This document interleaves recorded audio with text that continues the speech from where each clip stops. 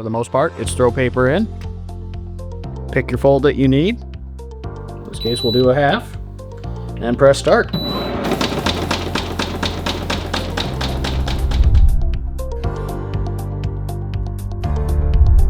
I'm Jeff with Century Business.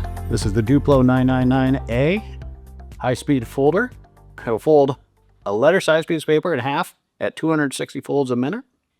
It has 6 standard folds already programmed, and you can do up to 30 custom folds if you need that many to, say, fit in a window of an envelope in a particular spot.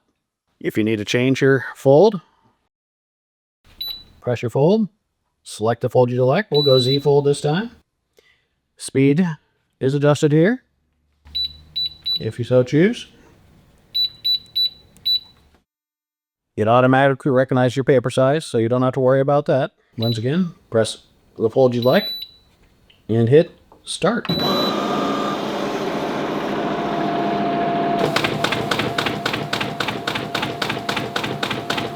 Want to just test your fold and make sure it's looking good? You can press test. 2 will come out.